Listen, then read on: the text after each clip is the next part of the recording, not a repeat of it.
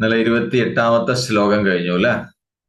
അതില് ഭഗവാൻ എന്താണ് പറഞ്ഞത്? എല്ലാ കർമ്മങ്ങളും ഈശ്വരാർപ്പണമാക്കി തീർക്കണം. എന്തെല്ലാമാണോ നമ്മളിലൂടെ സംഭവിക്കുന്നത് അത് മുഴുവൻ ഈശ്വരാർപ്പണമാക്കി തീർത്തു കഴിഞ്ഞാൽ എന്താ ഉണ്ടാവുക എന്നുള്ളതാണ് പറഞ്ഞു നിർത്തിയത്. എല്ലാ കർമ്മങ്ങളും ഈശ്വരാർപ്പണമാക്കി തീർത്തു കഴിഞ്ഞാൽ എന്താ സംഭവിക്കുക? പുണ്യപാപ ഫലരൂപത്തിലുള്ള കർമ്മവാസന ബന്ധനങ്ങളിൽ നിന്ന് നീ മുക്തനാവുന്നതാണ്. കാരണം പുണ്യകർമ്മങ്ങളും നിന്നെ ബന്ധിക്കില്ല, പാപകർമ്മങ്ങളും നിന്നെ ബന്ധിക്കില്ല. രണ്ടിൽ നിന്നും മുക്തനാവും. എന്നിട്ടോ രണ്ടിൽ നിന്നും മുക്തനായി കഴിഞ്ഞാൽ എന്താ സംഭവിക്കുക? സന്യാസ യോഗം കൈവരും എന്ന് പറഞ്ഞു. അപ്പൊ സന്യാസ യോഗം കൈവന്ന് പിന്നെന്താ സംഭവിക്കുക? പരമാത്മാവായ എന്നെ പ്രാപിക്കും എന്നാണ് പറയുന്നത്. അപ്പൊ എന്താണ് സന്യാസ യോഗം എന്ന് പറഞ്ഞാൽ? കർമ്മവാസനകൾ പൂർണ്ണമായിട്ടും നീക്കം ചെയ്യപ്പെടുന്നതാണ് സന്യാസയോഗം എന്നാണ്. ഉള്ളിലുള്ള കർമ്മവാസനകൾ മുഴുവൻ ക്ഷയിച്ചു പോകുന്നതാണ് സന്യാസയോഗം. അപ്പൊ അങ്ങനെ നീ എന്നെ പ്രാപിക്കാൻ ഇടവരുന്നു എന്നാണ് പറയുന്നത്. അപ്പോ അങ്ങനെ ആ ഭഗവാനെ പ്രാപിക്കലാണ് ജീവിതത്തെ ധന്യമാക്കി തരുന്നത്. ജീവിതം പൂർണ്ണ ധന്യതയിൽ എത്തുക എന്ന് പറഞ്ഞാൽ അത് ഭഗവാനിലെത്തലാണ്, ഭഗവത് പ്രാപ്തിയാണ്. അപ്പൊ അങ്ങനെയാണെങ്കിൽ എന്തുകൊണ്ടാണ് ഭഗവാൻ അത് എല്ലാവർക്കും കൊടുത്ത് അനുഗ്രഹിക്കാത്തത് എന്നാണ് നല്ല ചോദിച്ചു നിർത്തിയ ഒരു സംശയം അതായിരുന്നു അല്ലെ. അങ്ങനെയാണെങ്കിൽ ഭഗവാൻ അത് എല്ലാവർക്കും ചെയ്തുകൂടെ? എല്ലാവർക്കും കൊടുത്തൂടെ ഫ്രീ ആയിട്ട്? എന്നിട്ട് ഭഗവാനിലൂടെ ചേർത്തൂടെ ഭഗവാന്? അപ്പൊ ഭഗവാൻ ഇനി വല്ല പാർഷ്യാലിറ്റി ഉണ്ടോ? ചിലരോട് മാത്രം ഇഷ്ടം അങ്ങനെ ഉണ്ടോ ഭഗവാന്? ഇതിനുള്ള സംശയമാണ്. ഇതിനുള്ള മറുപടിയാണ് അടുത്ത ശ്ലോകത്തിൽ പറയാൻ പോകുന്ന 29-ാമത്തെ ശ്ലോകം ചൊല്ലിക്കോ.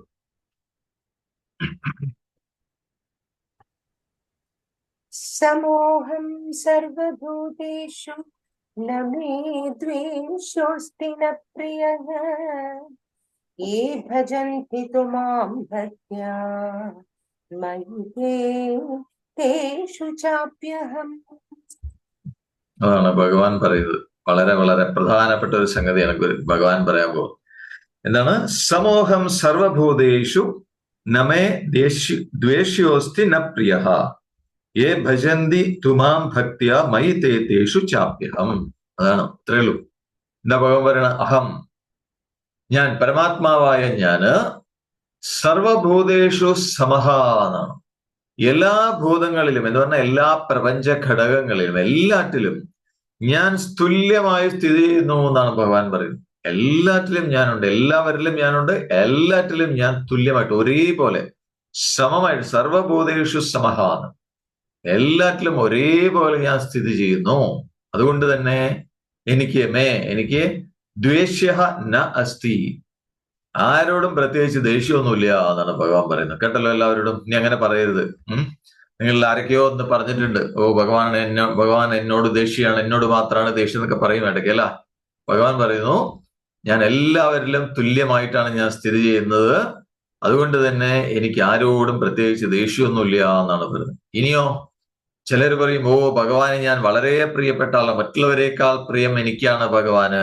അപ്പൊ അതിന് മറുപടി പറയുന്നു, എനിക്ക് ആരോടും പ്രത്യേകിച്ച് ദേഷ്യമൊന്നുമില്ല, അതേപോലെ തന്നെ ആരും എനിക്ക് വിശേഷിച്ച് പ്രിയപ്പെട്ടവരായിട്ടുമില്ല എന്നാണ് ഭഗവാൻ പറയുന്നത്. മനസ്സിലായി? എല്ലാവരോടും എനിക്ക് ഒരേപോലെയാണ് എന്നാണ് ഭഗവാൻ പറയുന്നത്. പക്ഷേ വ്യത്യാസമുണ്ട്. എന്താണെന്ന് ചോദിച്ചു കഴിഞ്ഞാൽ, ആരൊക്കെയാണോ മാം ഭക്തിയാ ഭജന്തി, ഭക്തിപൂർവം പരമപ്രേമത്തോടുകൂടി എന്നെ ആരാണോ ഭജിക്കുന്നത്, എന്നെ ആരാണോ ആരാധിക്കുന്നത്, തേമയി, അവര് എന്നിൽ എത്തിച്ചേരുന്നു എന്നാണ്. വ്യത്യാസം മനസ്സിലായി? അതാണ് ഒരു വ്യത്യാസം എന്ന് പറയുന്നത്. അവർ എന്നിൽ എത്തിച്ചേരുന്നു എന്ന് മാത്രമല്ല, അഹം, ഞാൻ, തേഷുച്ച അഭി, ഞാൻ അവരിലും തെളിഞ്ഞ് പ്രകാശിക്കുന്നു എന്നാണ് പറയുന്നത്. മനസ്സിലായോ? അപ്പൊ ഭഗവാൻ യഥാർത്ഥത്തിൽ ആരോടും പക്ഷപാതമൊന്നുമില്ല, ആരോടും ദേഷ്യമില്ല. കാരണം ഭഗവാൻ പരമാത്മാവാണ്. അപ്പൊ പരമാത്മാവായ ഞാന് എല്ലാ പ്രപഞ്ച ഘടകങ്ങളിലും തുല്യമായിട്ട് നിലനിൽക്കുന്നുണ്ട്. അതുകൊണ്ട് തന്നെ എനിക്ക് പ്രത്യേകിച്ച് ആരോടും ദേഷ്യമില്ല, പ്രത്യേകിച്ച് ആരോടും പ്രിയവും എനിക്കില്ല എന്നാണ് പറയുന്നത്. പക്ഷെ ആരൊക്കെയാണോ എന്നെ ഭക്തിപൂർവം പരമപ്രേമത്തോടു കൂടി ആരാധിക്കുന്നത്, അവരെന്നിൽ എത്തിച്ചേരും, ഞാൻ അവരുടെ ഉള്ളിലും തെളിഞ്ഞ് പ്രകാശിക്കും എന്നാണ് പറയുന്നത്. മനസ്സിലായോ? പിടികിട്ടിയോ? അപ്പൊ ഭഗവാനും ഭക്തനും എങ്ങനെയാണ്? അപ്പൊ ഈശ്വരൻ എല്ലായിടത്തും നിറഞ്ഞിരിക്കുന്നു. അത് ഒരേ അളവില് വ്യത്യാസമൊന്നുമില്ല. ഇപ്പൊ സൂര്യൻ ആകാശത്ത് ജ്വലിക്കാൻ തുടങ്ങിക്കഴിഞ്ഞാൽ, സൂര്യൻ ഉദിച്ചു കഴിഞ്ഞാൽ സൂര്യ വെളിച്ചം എല്ലായിടത്തും ഒരേപോലെയാണ് പതിക്കുന്നത്, ഒരേപോലെ പഠിക്കുന്നത്. അപ്പോ പക്ഷേ ചില സ്ഥലങ്ങളിൽ നമ്മൾ ഇരുട്ട് കാണും, നിഴല് കാണും. കാരണം എന്താ? അവിടെ അവിടെ ആ പ്രകാശത്തെ മറയ്ക്കുന്ന കാര്യങ്ങൾ ഉള്ളതുകൊണ്ടാണ് അവിടെ വെളിച്ചം കാണാത്തത്. പക്ഷെ സൂര്യൻ എല്ലായിടത്തും ഒരേപോലെയാണ് ആ കിരണങ്ങൾ പതിപ്പിക്കുന്നത്. പക്ഷെ ചില റൂമിന്റെ ഉള്ളില് അത്ര പ്രകാശം കാണില്ല. കാരണം ജനലും വാതിലൊക്കെ കൊട്ടി അടച്ചിട്ടുണ്ടാവും. അത്രേ ഉള്ളൂ. അപ്പൊ അത് തുറന്നിട്ട് കഴിഞ്ഞാൽ അവിടെയും വെളിച്ചം കിട്ടും. അതേപോലെയാണ്. അപ്പൊ ഈശ്വരൻ എല്ലായിടത്തും ഒരേപോലെ നിറഞ്ഞ് പ്രകാശിക്കുന്നുണ്ട്. അപ്പൊ ഒരു സ്ഥലത്തും ഒരിടത്തും ആ പരമാത്മാവിന്റെ സ്ഥിതി എന്ന് പറയുന്നത് കൂടുതലോ കുറവോ ഒന്നുമില്ല എന്നാണ്. സമമായിട്ട് എല്ലായിടത്തും തുല്യ രൂപനായിട്ട് സ്ഥിതി ചെയ്യുന്നു ഭഗവാൻ. അതുകൊണ്ട് തന്നെ ഭഗവാൻ ആരോടും പ്രത്യേകിച്ച് ദേഷ്യമില്ല, ആരോടും പ്രത്യേകിച്ച് പ്രേമവും ഉണ്ടാവാൻ ഇടയില്ല എന്നാണ് പറയുന്നത്. ഉണ്ടാവാൻ വയ്യ, കാരണം എല്ലായിടത്തും ഒരേപോലെ നിൽക്കുന്നു, അല്ലെ? പക്ഷേ എല്ലായിടത്തും തുല്യരൂപത്തിലാണെങ്കിലും ഭഗവാൻ നിൽക്കുന്ന എല്ലായിടത്തും തുല്യരൂപത്തിലാണ്. പക്ഷെ തിരിച്ച് അങ്ങോട്ട് ഭഗവാനോട് ആർക്കാണോ അങ്ങേറ്റത്തെ ഭക്തിയുള്ളത്, പരമമായ പ്രേമമുള്ളത്, അങ്ങനെയുള്ളവർക്ക് ആ ഈശ്വരനിലേക്ക് എത്തിച്ചേരാൻ സാധിക്കും, ആ ഈശ്വരനിൽ അഭയം കണ്ടെത്താൻ സാധിക്കും എന്നാണ് പറയുന്നത്. ഇപ്പോ വെള്ളം ചുറ്റുപാട് നിറഞ്ഞിരിക്കുന്നു, നമുക്ക് ചുറ്റും വെള്ളം നിറഞ്ഞിരിക്കുന്നുണ്ട്, ദാഹമുണ്ട് വല്ലാതെ. പക്ഷെ ചുറ്റും വെള്ളം നിറഞ്ഞുകൊണ്ട് മാത്രം ദാഹം തീരില്ല. ദാഹം മാറണമെങ്കിൽ എന്ത് വേണം? ആ വെള്ളം എടുത്ത് കുടിക്കണം, ശരിയല്ല? ആ വെള്ളം എടുത്ത് കുടിച്ചാൽ ചുറ്റുപാടും വെള്ളം നിറഞ്ഞിരിക്കണോ, ദാഹിക്കണമുണ്ട്. പക്ഷെ കുടിക്കാതിരുന്ന ഒരിക്കലും ദാഹം മാറില്ല. അതേപോലെ തന്നെ ഈശ്വരൻ എല്ലായിടത്തും ഉണ്ട്. പക്ഷെ നമ്മള് അങ്ങോട്ട് ചേരണം, നമ്മൾ ഇങ്ങോട്ട് ആവാഹിക്കണം, അതാണ് ആവശ്യം എന്നാണ് പറയുന്നത്. അതുപോലെ ഭഗവാന്റെ കാരുണ്യം നേടാനുള്ള ഒരു റൂൾ എന്ന് പറയുന്നത് ഭക്തിയാണ്. ഭഗവാന്റെ പ്രേമഭാജനമായി തീരുക, അല്ലെങ്കിൽ ഭഗവാനെ പ്രേമഭാജനമാക്കി മാറ്റുക. അപ്പൊ ഭഗവാന്റെ കാരുണ്യത്തിന് നമ്മൾ അർഹരായി തീരും എന്നാണ്. അപ്പൊ അങ്ങനെ ഭഗവാന്റെ കാരുണ്യത്തിന് അർഹത നേടിക്കഴിഞ്ഞാൽ പിന്നെന്താ? പിന്നെ ഭക്തന്റെ കാര്യമൊക്കെ ഭഗവാനാണ് നോക്കുക. നേരത്തെ പറഞ്ഞല്ലോ, ആരാണോ എന്നെ എപ്പോഴും സ്മരിച്ചുകൊണ്ടിരിക്കുന്നത് അവരുടെ യോഗക്ഷേമം അഹം വഹാമി എന്ന് നേരത്തെ പറഞ്ഞു.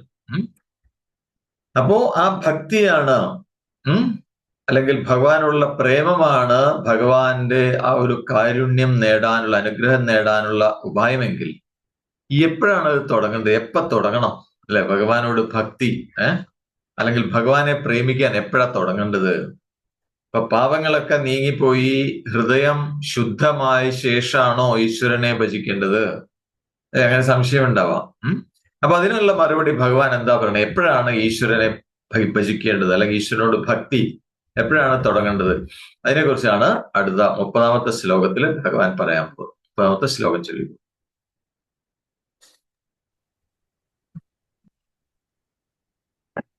अपि चेत् सुदुराचारः भजते मामनन्यथा साधुरेव समन्तव्यः सम्यग् व्यवसितो हितः. ഇപ്പോഴാണ് എങ്ങനെ തുടങ്ങേണ്ടതൊക്കെ പറയുന്നുണ്ട്, അല്ല? അപി ചേത് സുദുരാചാരഃ ഭജതേ മാമനന്യവാക് സാധുരേവ സമന്തവ്യഃ സമ്യക് വ്യവസിതോ ഹി സഹ. സുദുരാചാര അപി, ഒരാള് അങ്ങേയറ്റം ദുഷ്ടനാണെങ്കിലും ദുരാചാരനാണെങ്കിലും നല്ലവനല്ല എന്ന് വിചാരിക്കുക, അങ്ങനെയാണെങ്കിലും പരമാത്മാവായ എന്നെ അനന്യഭാക് എന്ന് പറഞ്ഞാൽ വേറെ ചിന്തകളൊന്നും കൂടാതെ, അന്യചിന്ത കൂടാതെ ഭജതേ ചെയ്ത് എന്നെ ഭജിക്കുകയാണെങ്കിൽ, ഒരാള് ദുഷ്ടനായിരിക്കാം, അല്ലെങ്കിൽ ദുരാചാരത്തിൽ ജീവിക്കുന്ന ആളായിരിക്കാം, അങ്ങേയറ്റം ദുരാചാരിയായിരിക്കാം. അങ്ങനെയാണെങ്കിലും അദ്ദേഹം അന്യചിന്ത കൂടാതെ എന്നെ ഭജിക്കുകയാണ്, പരമാത്മാവായി എന്നെ ഭജിക്കുകയാണെങ്കിൽ സഹ, ആ ഭക്തൻ സാധു ഏവ എന്നാണ്, നല്ലവനായി കണക്കാക്കണം ആ ഭക്തനെ എന്നാണ്. എത്ര ദുഷ്ടനാണെങ്കിലും എന്നെ അനന്യഭാവത്തോടുകൂടി ഭജിക്കുകയാണെങ്കിൽ അയാൾ സാധുവാണ്, നല്ലവനാണ് എന്നാണ് പറയുന്നത്. എന്നിട്ടോ സഹ, അയാള് സമ്യക് വ്യവസിതാഹി, അയാള് ലക്ഷ്യനിശ്ചയത്തോടുകൂടി, ഉറപ്പുള്ള ലക്ഷ്യത്തോടുകൂടി പ്രയത്നിക്കുന്നവനായി കണക്കാക്കണം എന്ന് പറയണം ആ വ്യക്തി. മനസ്സിലായോ? അപ്പൊ അങ്ങേയറ്റത്തെ ദുരാചാരിയായിരിക്കാം, പക്ഷെ എന്നാലും വേറെ ചിന്തകളൊന്നുമില്ലാതെ എന്നിൽ ഏകാഗ്രഭാവത്തോടുകൂടി ഭക്തിയോടുകൂടി പരമാത്മാവായി എന്നെ ഭജിക്കുകയാണെങ്കിൽ ആ ഭക്തനെ നല്ലവനായിട്ട് കണക്കാക്കണം. അയാൾ ലക്ഷ്യ നിശ്ചയം വന്ന അതോടുകൂടി പ്രയത്നിക്കുന്ന ആളാണ് എന്നാണ് പറയുന്നത്. സമ്യക് വ്യവസിതോ ഹി സഹ എന്ന്. അപ്പൊ എന്തുകൊണ്ടാണ് ഒരു വ്യക്തി ദുരാചാരനായി തീരുന്നത് ചോദിച്ചു കഴിഞ്ഞാൽ അദ്ദേഹത്തിന്റെ കർമ്മവാസനയുടെ ശക്തി കൊണ്ടാണ്. കർമ്മവാസനകളാണല്ലോ ഓരോരുത്തരെ ഈ ജന്മത്തില് ഓരോ കാര്യങ്ങൾ ചെയ്യിക്കുന്നത്. അത് നമ്മൾ നേരത്തെ പറഞ്ഞു. അപ്പൊ ഒരാളോടും അവരുടെ പ്രവൃത്തി നമ്മൾ കുറ്റം പറയേണ്ട കാര്യമില്ല. അല്ലെ, ഒരാളൊരു കർമ്മം അനുഷ്ഠിക്കുന്നില്ല, ഒരു പ്രവൃത്തി ചെയ്യുന്നെങ്കിൽ നമ്മൾ കുറ്റപ്പെടുത്തേണ്ട ആവശ്യമില്ല. എന്താ കാരണം ചോദിച്ചു കഴിഞ്ഞാൽ അദ്ദേഹത്തിന്റെ കർമ്മവാസന അത് ചെയ്യിക്കുകയാണ് അദ്ദേഹത്തിനെ. നേരത്തെ പറഞ്ഞല്ലോ, വാസനകളിൽ അവശനായിക്കൊണ്ടാണ് കർമ്മം അനുഷ്ഠിച്ചുകൊണ്ടിരിക്കുന്ന ആളുകള്. അപ്പൊ കർമ്മവാസനയുടെ ആ ബലം കൊണ്ട് ഒരാൾ അങ്ങേയറ്റം ദുഷ്ടനായി ജനിക്കുകയാണ് വിചാരിക്കുക, ദുരാചാരിയായിട്ട് ജനിക്കുകയാണെന്ന് വിചാരിക്കുക. പക്ഷെ അദ്ദേഹത്തിന്റെ ഉള്ളില് എന്തോ ഒരു പൂർവ്വ പുണ്യം, ആ ഒരു പുണ്യ സംസ്കാരത്തിന്റെ ഫലമായിട്ട് അദ്ദേഹത്തിന് ജീവിതത്തിൽ ഒരു സ്റ്റേജില് തന്റെ ആ ദുരാചാരങ്ങളിൽ ചിലപ്പോൾ വിരക്തി തോന്നിയെന്ന് വരാം. അതോടുകൂടി ജീവിതത്തിന്റെ ലക്ഷ്യമായ ആത്മസാക്ഷാത്കാരം, അല്ലെ, അതിനുവേണ്ടി അദ്ദേഹം പ്രയത്നം ചെയ്യുന്നു എന്ന് വിചാരിക്കുക. അങ്ങനെയാണെങ്കിൽ അങ്ങനെയുള്ള ആ ഒരു ഭക്തന്റെ ഇപ്പോഴത്തെ അവസ്ഥ എന്തായിരിക്കും, തൽക്കാല സ്ഥിതി എന്തായിരിക്കും? കാരണം അയാൾക്ക് ആത്മസാക്ഷാത്കാരാണ് ലക്ഷ്യം എന്ന് അയാൾക്ക് ഉറപ്പുണ്ട്. അപ്പൊ അതുകൊണ്ട് ഈ ഭൗതികമായിട്ടുള്ള മറ്റ് നേട്ടങ്ങൾ, മറ്റ് ലക്ഷ്യങ്ങൾക്കൊന്നും അയാൾക്ക് വലിയ താല്പര്യമൊന്നും ഉണ്ടാവില്ല. പക്ഷേ തന്റെ ആ ദുരാചാരം, ആ കർമ്മം അദ്ദേഹത്തിന് പെട്ടെന്ന് നിർത്താൻ പറ്റില്ല. എന്താ കാരണം ചോദിച്ചു കഴിഞ്ഞാൽ വാസന ഉള്ളിൽ ഇപ്പോഴും നിലനിൽക്കുന്നുണ്ട്. ആ വാസന ഇപ്പോഴും ശക്തമായിട്ട് ഉള്ളിൽ നിൽക്കുന്നുണ്ട്. തന്റെ ആ ദുഷ്ടത നിറഞ്ഞ പ്രവൃത്തി ചിലപ്പോൾ പെട്ടെന്ന് നിർത്താൻ പറ്റിക്കൊള്ളണമെന്നില്ല. പക്ഷെ ഉള്ളില് ഈശ്വര വിചാരമുണ്ട്, തന്റെ ലക്ഷ്യം ഇതാണെന്നുള്ള ബോധമുണ്ട്. അപ്പൊ അങ്ങനെയാകുമ്പോ ആ വാസന മുഴുവൻ നീങ്ങിപ്പോകാത്തതുകൊണ്ട് വാസനയുടെ ശക്തിയിൽ അദ്ദേഹം അവശനായിട്ട് ആ വാസനയ്ക്കനുസരിച്ച് ദുരാചാരം ആ മാർഗത്തിൽ പോവാണെന്നേ ഉണ്ടാവുള്ളൂ. അപ്പൊ മാത്രമല്ല, അത്തരം ആ പ്രവണതകൾ, ഉള്ളിലുള്ള ആ മാലിന്യങ്ങളൊക്കെ നീക്കം ചെയ്യാൻ അദ്ദേഹം ശ്രവണം, മനനം, നിധിധ്യാസം ഇതെല്ലാം ചെയ്യുന്നുണ്ട്. ധ്യാനം, സാധനാനുഷ്ഠാനങ്ങളൊക്കെ തുടരുന്നുണ്ട്. അപ്പൊ ദുരാചാരം അദ്ദേഹം ചെയ്യുന്നത് തനിക്ക് വേണ്ടിയിട്ടായിരിക്കില്ല. അതിന് അടിമപ്പെട്ട്, ആ വാസനയ്ക്ക് അടിമപ്പെട്ടു പോയിട്ട് അദ്ദേഹത്തിന് ചെയ്യേണ്ടി വരികയാണ്. അപ്പൊ ഭഗവാൻ പറയുന്നത് അങ്ങനെയുള്ളവരെയും നല്ല ആളുകളായിട്ട് കണക്കാക്കണം എന്നാണ് പറയുന്നത്. കേൾക്കുന്നുണ്ടോ? നല്ല ആളുകളായിട്ട് കണക്കാക്കണം. നമ്മൾ പലപ്പോഴും പറയാറുണ്ടല്ലേ, ചിലര് ഇപ്പോ നല്ല ആളുകളായിട്ട് ജീവിക്കുന്നുണ്ടാവും, അല്ലെങ്കിൽ ചിലപ്പോ സന്യാസ മാർഗത്തിലേക്ക് വന്നിട്ടുണ്ടാവും ചിലര്. പക്ഷെ അവര് മുമ്പ് ജീവിച്ചിരുന്നത് വളരെ തോന്നിയാസം കാണിച്ചിട്ടായിരിക്കും ജീവിച്ചിട്ടുണ്ടാവുക.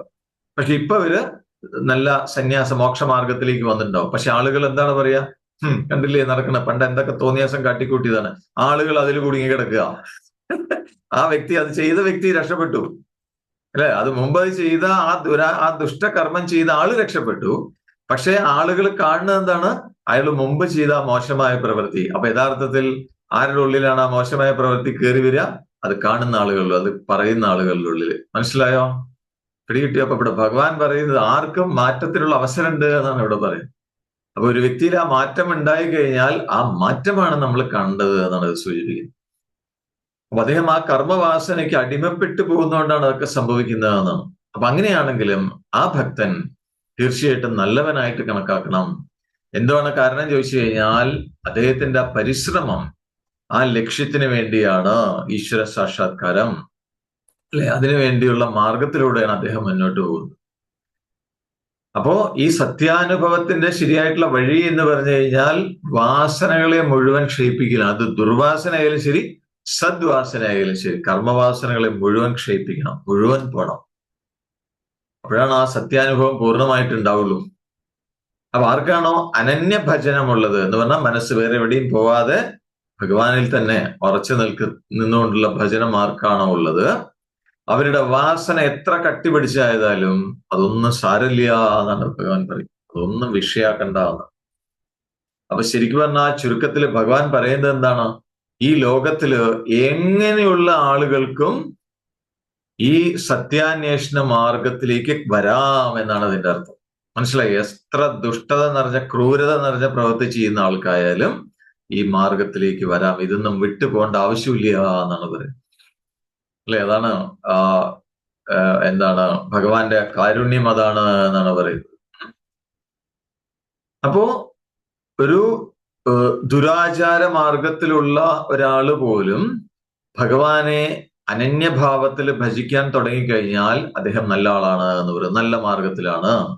അതെന്തുകൊണ്ടാണ് അങ്ങനെ പറയാൻ കാരണം എന്നുള്ളതിനുള്ള എക്സ്പ്ലനേഷനാണ് അടുത്ത ശ്ലോകത്തിൽ ഭഗവാൻ പറയുന്നത്. എന്തുകൊണ്ടാണ് അയാളെ നല്ലതായി കണക്കാക്കേണ്ടത്? അതിനുള്ള മറുപടിയാണ് പറയാനായിട്ട് പോകുന്നത്. 31-ാമത്തെ ശ്ലോകത്തിൽ.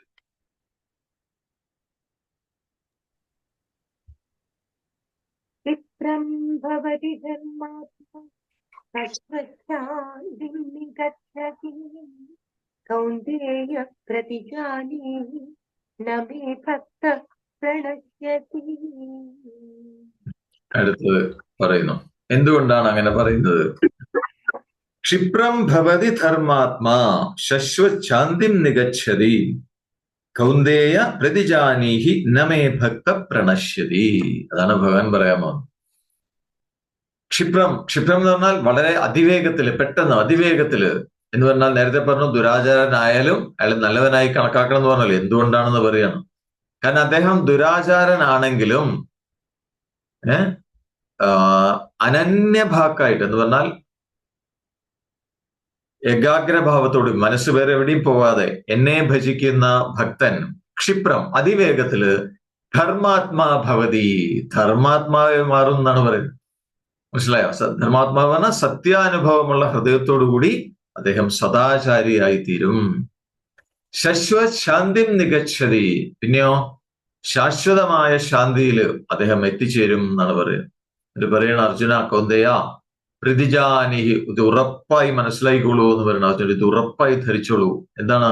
മേ ഭക്ത, എന്റെ ഭക്തൻ എന്ന് പറഞ്ഞാൽ അനന്യഭക്തൻ, എന്നെ പൂർണ്ണമായും എന്നോട് ഭക്തിയുള്ള ആള് ന പ്രണശ്യതി എന്നാണ്, ഒരിക്കലും നശിക്കില്ല എന്നാണ്, പതിച്ച് ദുഃഖിക്കാൻ ഇടവരില്ല എന്നാണ്. കേൾക്കുന്നുണ്ടോ? ഭഗവാന്റെ പ്രതിജ്ഞയാണ് പറയുന്നത്. എന്നോട് ഭക്തിയുള്ളവർക്ക് ഒരിക്കലും നാശം സംഭവിക്കില്ല എന്നാണ് ഭഗവാൻ പറയുന്നത്. അപ്പൊ ദുരാചാരനാണെങ്കിലും അനന്യഭാക്കായിട്ട് എന്നെ ഭജിക്കുന്ന ഭക്തൻ വളരെ വേഗത്തില് ആ സത്യാനുഭവം സിദ്ധിച്ച് സദാചാരിയായി തീരും എന്നാണ് പറയുന്നത്.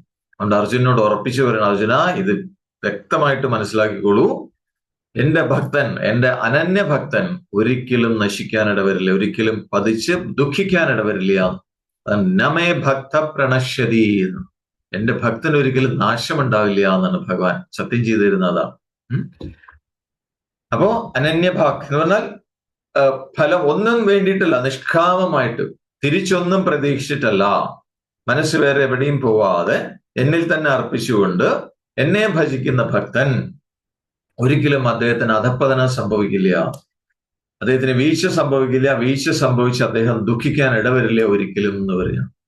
കാരണം അങ്ങനെയുള്ള ആ ഭക്തനെ ഉയർത്താൻ ഭഗവാൻ പ്രതിജ്ഞാബദ്ധനാണ് എന്നാണ്. ഭഗവാൻ അത് ചെയ്യും എന്നാണ് പറയുന്നത്. ആ ഭക്തനെ ഉയർത്തിയിരിക്കും എന്നാണ് പറയുന്നത്. അപ്പൊ എന്തിനാണ് ഭഗവാനെ ഭജിക്കുന്നത് ചോദിച്ചു കഴിഞ്ഞാൽ കർമ്മവാസനകളൊക്കെ ക്ഷയിക്കാനാണ്, കർമ്മവാസനകൾ അവസാനിച്ചു കിട്ടാനാണ്. അപ്പൊ ഈ ഒരു ലക്ഷ്യത്തോടു കൂടി അല്ലെ ഭഗവത് പ്രാപ്തി, കർമ്മവാസനകൾ ക്ഷയിച്ചാലേ ഭഗവാനെ പ്രാപിക്കാൻ പറ്റുള്ളൂ. അപ്പൊ ആ ഒരു ലക്ഷ്യത്തോടു കൂടി ഏത് രീതിയിൽ വേണമെങ്കിൽ ഈശ്വരനെ ഉള്ളിൽ പ്രതിഷ്ഠിക്കാം. സഗുണ രൂപത്തിലാവാം. ഭഗവാൻ ഒരു രൂപമൊക്കെ നിശ്ചയിച്ച് ഭഗവാനെ ഉള്ളിൽ പ്രതിഷ്ഠിക്കാം, അല്ലെ? കൃഷ്ണന്റെ രൂപം ഉള്ളിൽ പ്രതിഷ്ഠിക്കാം, പ്രതിഷ്ഠ നടത്താൻ കുഴപ്പമില്ല. സഗുണ രൂപത്തിന് സഗുണ രൂപം എന്നാണ് ഭഗവാന്റെ ഒരു രൂപത്തില് പ്രതിഷ്ഠിക്കുന്നത്, സഗുണ രൂപം. ഇനി അല്ലെങ്കിൽ നിർഗുണ രൂപത്തിലാവാം, രൂപമൊന്നും ഇല്ലാതെ ആ ബോധം, കോൺഷ്യസ്നെസ്, അല്ലെ, ആ ചൈതന്യം, ആ ഭാവത്തിലും ഉള്ളിൽ പ്രതിഷ്ഠിക്കാം. അങ്ങനെ ഏത് രൂപത്തിൽ, സഗുണഭാവത്തിലായാലും നിർഗുണഭാവത്തിലായാലും ഈശ്വരനെ ഉള്ളിൽ പ്രതിഷ്ഠിക്കുന്ന ഭക്തൻ അദ്ദേഹത്തിന് എന്നെന്നും രക്ഷ കിട്ടും എന്നാണ് പറയുന്നത്. രക്ഷിക്കപ്പെടും എന്നാണ്, ഭഗവാനാൽ രക്ഷിക്കപ്പെടും എന്നാണ് പറയുന്നത്. കാരണം അവിടെ ഭഗവാൻ ഉള്ളിലിരിക്കുന്ന ഭഗവാന് വേറൊരു ജോലിയും ചെയ്യാനില്ല. കാരണം ആ ഭക്തന് ഭഗവാനോട് ഒന്നും ആവശ്യപ്പെടാനില്ല. അതാണ് നിഷ്കാമ ഭക്തി എന്ന് പറഞ്ഞു കഴിഞ്ഞാൽ. നിഷ്കാമമായിട്ടാണ് ആ ഭക്തം. ഭഗവാനിൽ നിന്ന് ഒന്നും നേടാനില്ല, ഒന്നും ചോദിക്കാനില്ല, ഒരു ആവശ്യങ്ങളും ഇല്ല. അപ്പൊ ഭഗവാൻ ഉള്ളിൽ പ്രതിഷ്ഠിച്ചിട്ടുണ്ട്. അപ്പൊ അവിടെ ഉള്ളിലിരിക്കുന്ന ഭഗവാന് പിന്നെ ഒരൊറ്റ ജോലി ചെയ്യാനുള്ളൂ. എന്താണെന്നറിയാമോ? താൻ ഇരിക്കുന്ന സ്ഥലമൊക്കെ ഒന്ന് വൃത്തിയാക്കുക. അല്ല, ഉള്ളിൽ ഹൃദയത്തിൽ പ്രതിഷ്ഠിച്ചു കഴിഞ്ഞാൽ, കാരണം ആ ഭക്തൻ ഭഗവാനിൽ നിന്ന് ഒന്നും ആവശ്യപ്പെടുന്നില്ല. അപ്പൊ ഭഗവാൻ അവിടെ ഒരു പണിയെടുക്കാൻ തുടങ്ങും. സ്വയം മൂപ്പര് ജോലി ചെയ്യും. എന്താണ്? ആ താൻ ഇരിക്കുന്ന ഭാഗം, ഭക്തന്റെ ഹൃദയം, ഉള്ളില് മാലിന്യങ്ങളൊക്കെ നീക്കം ചെയ്യും. എന്ന് പറഞ്ഞാൽ ഭഗവാൻ ഒരു കാര്യത്തിലും നിർബന്ധമുണ്ട് അല്ലെ? ഈ എന്താ പറയാ, വേസ്റ്റ് കൂടിക്കിടക്കുന്ന ഭാഗത്ത് ഭഗവാൻ താമസിക്കില്ല. മനസ്സിലായോ? അഴുക്ക് പുരണ്ടിരിക്കുന്നിടത്ത് ഭഗവാൻ താമസിക്കില്ല ഒരിക്കലും. നിങ്ങൾ പൂജാ റൂമൊക്കെ ഒന്ന് പോയി നോക്കൂ. അവിടെ പൊടിയുണ്ടോ, അതോ എന്താണ്, നിങ്ങൾ കത്തിച്ച തിരിയൊക്കെ അവിടെ താഴ്ത്തിട്ടിട്ടുണ്ടോ, അല്ലെങ്കിൽ ഒരു മൂലയ്ക്ക് കൂട്ടി വെച്ചിട്ടുണ്ടോ? അതൊക്കെ ഉണ്ടെങ്കിൽ ഭഗവാൻ അവിടെ നിന്ന് പുറത്ത് കിടന്നിട്ടുണ്ടാവും. നിങ്ങൾ വിളക്ക് വയ്ക്കുന്നുണ്ടാവും അവിടെ, പക്ഷെ ഭഗവാൻ അതിനുള്ള ഉണ്ടാവില്ല. അപ്പൊ ഭഗവാൻ ഇരിക്കണമെങ്കിൽ ഇത് വേണം, നിങ്ങൾ എവിടെയാണോ ഭഗവാൻ ഇരിക്കുന്നത് അവിടെ മുഴുവൻ ശുദ്ധമായിരിക്കണം എപ്പോഴും. കേൾക്കുന്നുണ്ടോ? അല്ലെ? പലപ്പോഴും നമ്മൾക്ക് വിളക്ക് കത്തിക്കുന്നത് തന്നെ, വിളക്കൊക്കെ ദിവസേന വാഷ് ചെയ്യാൻ മഹാമടിയാണ്. പലപ്പോഴും അതില് വിളക്ക് കത്തിച്ച് ആകെ കരി പിടിച്ച് അതിൽ തന്നെ വീണ്ടും എണ്ണ ഒഴിച്ച് വീണ്ടും കത്തിച്ച് വീണ്ടും എണ്ണ ഒഴിച്ച് വീണ്ടും കത്തിച്ച് ആ ആകെ ഒരു പരുവത്തിലായിട്ടുണ്ടാവും വിളക്ക്. ശരിയാണോ? പൂജാ റൂം ഉണ്ടെങ്കിൽ അവിടെ വിളക്ക് കത്തിക്കുന്നതിന് വിളക്ക് അങ്ങനെ തിളങ്ങണം, നന്നായിട്ട് കഴുകി വൃത്തിയാക്കൂ. മനസ്സിലാവുന്നല്ലോ? കേൾക്കുന്നുണ്ട് എല്ലാവരും? നിങ്ങൾ ചെയ്യുന്നുണ്ടാവും അറിയാം, പക്ഷെ ഞാനൊന്ന് സൂചിപ്പിച്ചു എന്ന് മാത്രം. അപ്പൊ ഇവിടെ ഭഗവാൻ പറയണം, ഭഗവാൻ ഒരു കാര്യത്തിലും നിർബന്ധമുണ്ട്. എന്താണ്? ആ എവിടെയാണോ താൻ താമസിക്കുന്നത് അവിടെ അഴുക്കുണ്ടാവാൻ പാടില്ല എന്ന് ഭഗവാന് നിർബന്ധമുണ്ട്. അപ്പൊ നമ്മളുടെ ഉള്ളിൽ അഴുക്ക് ചിലപ്പോൾ നമുക്ക് നീക്കം ചെയ്യാൻ പറ്റിക്കൊള്ളണമെന്നില്ല. അപ്പൊ എന്ത് ചെയ്താൽ മതി? ഉള്ളിൽ അഴുക്ക് നീക്കാൻ ഭഗവാനെ അവിടെ ഉള്ളിൽ പ്രതീക്ഷിച്ചാൽ മതി. മൂപ്പര് അവിടെ തൂത്ത് വൃത്തിയാക്കിക്കോളൂ. മനസ്സിലാവുന്നുണ്ടോ? യെസ്. അപ്പൊ ഭഗവാൻ ആ പണി, ഉള്ളില് വൃത്തിയാക്കല് ഭഗവാൻ ചെയ്തോളും എന്നാണ് പറയുന്നത്. അപ്പൊ ഭഗവാന്റെ ജോലി അതാണ്, ഭക്തന്റെ ഹൃദയത്തെ ശുദ്ധീകരിക്കുക എന്നുള്ളതാണ്. അപ്പൊ താൻ എവിടെയാണോ താമസിക്കുന്നത് അവിടെ അഴുക്കുണ്ടാവാൻ പാടില്ല എന്ന് ഭഗവാന് നിർബന്ധമുണ്ട്. അതുകൊണ്ട് ഏത് ദുഷ്ടനും ഏത് ദുരാചാരിക്കും ഭഗവാനെ ഉള്ളിൽ പ്രതിഷ്ഠിക്കാം. മനസ്സിലായോ? ക്ഷിപ്രം ഭവതി ധർമാത്മാ, അങ്ങനെയുള്ളവര് എന്നാണ് പറയുന്നത്. പെട്ടെന്ന് വളരെ വേഗത്തില് അവരുടെ ഉള്ളിലെ മാലിന്യങ്ങളെല്ലാം നീക്കം ചെയ്യപ്പെടും. അപ്പൊ അവിടെ ഉള്ളിൽ പ്രതിഷ്ഠിച്ചു കഴിഞ്ഞാൽ പിന്നെ ഭഗവാൻ പണി തുടങ്ങും, അവിടെ വൃത്തിയാക്കാൻ തുടങ്ങും. ഉള്ളിൽ താൻ ഇരിക്കുന്ന ഭാഗം മുഴുവൻ ഭഗവാൻ വൃത്തിയാക്കാനായി തുടങ്ങും. മനസ്സിലായോ? അപ്പൊ ഉള്ളില് ആ ശുദ്ധീകരണം നടക്കും തോറും, ശുദ്ധിയാവും തോറും ഭഗവാന്റെ സാന്നിധ്യം ഭക്തന് ഉള്ളിൽ അനുഭവിക്കാൻ പറ്റും. എങ്ങനെയാണ് സാന്നിധ്യം അനുഭവിക്കുക? ഭഗവാന്റെ സ്വരൂപം എന്ന് പറയുന്നത് ആനന്ദമാണ്. അനന്ത സ്വരൂപനാണ് ഭഗവാൻ. അപ്പോ ഉള്ളില് മാലിന്യങ്ങൾ നീക്കം ചെയ്യപ്പെടും. ശുദ്ധി സംഭവിക്കും തോറും ആനന്ദ സ്വരൂപനായ ഭഗവാന്റെ സാന്നിധ്യം തന്റെ ഉള്ളിൽ ഇങ്ങനെ തെളിഞ്ഞു തെളിഞ്ഞു വരും എന്നാണ് പറയുന്നത്. അതെന്താണ് അതിന്റെ ലക്ഷണം ചോദിച്ചു കഴിഞ്ഞാൽ, ഉള്ളിൽ ഒരു ആനന്ദം ഉണർന്നു വരും, അല്ലെ? ഒരു സുഖം, ഒരു സന്തോഷം. അതുകൊണ്ടാണ് ക്ഷിപ്രം ഭവതി ധർമാത്മാ എന്ന് പറയാനുള്ള കാരണം. അപ്പോ അങ്ങനെ അതിനെ തുടർന്ന് അങ്ങനെ ശുദ്ധീകരിക്കപ്പെടുന്നതോടുകൂടി ആ ഭക്തന്റെ ഉള്ളില് എല്ലാ ഭേദചിന്തകളും അകന്നു പോകും. എന്ന് മാത്രമല്ല, തന്റെ ഉള്ളില് പൂർണ്ണമായ ആത്മാനുഭവത്തിന് യോഗ്യമായി തീരും എന്നാണ് പറയുന്നത് ഭക്തന്റെ ഹൃദയം. മനസ്സിലായോ? അതാണ് ശശ്വശാന്തി നിഗച്ഛതി എന്ന് പറയാനുള്ള കാരണം. പക്ഷേ ഈ അനന്യഭജനം സാധിക്കാത്തവർക്ക് ചിലപ്പോ വീണുപോയി എന്ന് വരാം, ഇടയ്ക്ക് പെട്ടുപോയി എന്ന് വരാം. പക്ഷെ എന്നാലും അങ്ങനെയുള്ളവരെയും ഭഗവാൻ രക്ഷിക്കും എന്നാണ് പറയുന്നത്. അങ്ങനെയുള്ളവരെയും ഭഗവാൻ രക്ഷിക്കും. അപ്പോ ആ ഭഗവത് ഭാവന ഉള്ളിൽ വരാൻ തുടങ്ങിക്കഴിഞ്ഞാൽ ആ മനസ്സ്, ആ ഹൃദയം എത്രത്തോളം ദുഷിച്ചതായാലും അത് ആ സത്യത്തിന്റെ മാർഗത്തിലേക്ക് യാത്ര തുടങ്ങും എന്നാണ് പറയുന്നത്. ഉള്ളിൽ ഒരിക്കൽ പ്രതിഷ്ഠ നടന്നാൽ മതി. അപ്പൊ ഇനി ഇത് എങ്ങനെയുള്ള ആളുകളായാലും കുഴപ്പമില്ല എന്ന് പറയണം. ചിലപ്പോ പാപയോനികളിൽ ജനിച്ച ആളുകൾ ഉണ്ടാവാം. എന്ന് പറഞ്ഞാൽ ദുഷ്ടരായ അല്ലെങ്കിൽ നീചകർമ്മങ്ങൾ ചെയ്യുന്ന മാതാപിതാക്കൾക്ക് ജനിച്ച ആളുകളായിരിക്കാം, മക്കളായിരിക്കാം, അല്ലെ? അങ്ങനെ ജനിച്ചു കഴിഞ്ഞാൽ അവർക്ക് എന്താ ഉണ്ടാവുക? അവരും മാതാപിതാക്കളുടെ ആ സ്വഭാവത്തിൽ ആ വഴിക്കായിരിക്കും പോവുക. കാമക്രോധലോഭം അങ്ങനെയുള്ള ദുർവാസനകളിലൂടെ ആയിരിക്കും മുന്നോട്ട് പോവുക. അങ്ങനെയുള്ളവരാണെങ്കിൽ പോലും ഭഗവാനെ ഒന്ന് ആശ്രയിക്കാൻ ശ്രമിച്ചു കഴിഞ്ഞാൽ അവർക്ക് പോലും ആ സത്യാനുഭവത്തിന് അവർ യോഗ്യതായി തീരും എന്ന് അടുത്ത ശ്ലോകത്തിൽ, 32ാമത്തെ ശ്ലോകത്തിൽ ഭഗവാൻ ഒന്നുകൂടി ഉറപ്പിച്ചു പറയുന്നുണ്ട്. അത് നമ്മൾക്ക് നാളെ നോക്കാം. Okay, right. കണ്ണുകൾ അടച്ചു വയ്ക്കൂ. Close your eyes. കണ്ണുകൾ അടഞ്ഞിരിക്കുന്നു. നട്ടെല്ല് നിവർന്നിരിക്കട്ടെ. കൈകൾ മടിമേൽ മലർത്തിരിക്കാം. ദീർഘമായ ശ്വാസമെടുക്കൂ. സാവകാശം വൃത്തിക്കിടാം.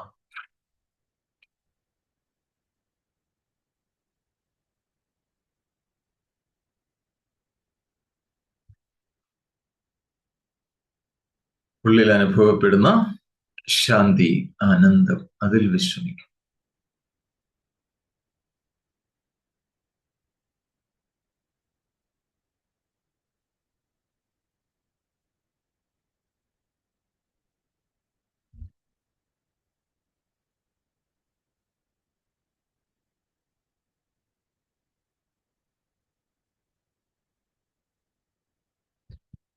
ഓം സം സമിദ്ധ്യുവസി വൃഷന്നഗ്നേ വിശ്വാനര്യ ഇളസ്പദേ സമിദ്ധ്യസി സനോവശൂന്യാഭരാ സംഘച്ഛധ്വം സംവദധ്വം സംവോ മനാംസി ജാനത ദേവാഭാഗം യഥാ പൂർവേ സഞ്ജാനാന ഉപാസത്തെ സമാനോ മന്ത്രഃ സമിതി സമാനീ സമാനം മനസ്സഹ ചിത്തമേഷാം സമാനം മന്ത്രമഭിമന്ത്ര ഏവ സമാനേന വോഹവിഷാ ജുഹോമി സമാനീവ ആഗോദിഃ സമാനാ ഹൃദയാനി വഹ സമാനമസ്തു വോ മനോ യഥാ വസ്സു സഹാസതി. നമോ ബ്രഹ്മണേ നമോ അസ്ത്വഗ്നയേ നമഃ പൃഥവ്യേ നമഃ ഓഷധീഭ്യഃ നമോ വാചി നമോ വാചസ്പതയേ നമോ വിഷ്ണവേ ബൃഹദേ കരോമി. ഓം ശാന്തി ശാന്തി ശാന്തി.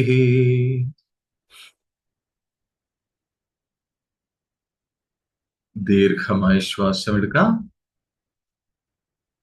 സാവകാശം പുറത്തേക്ക് വിടാം.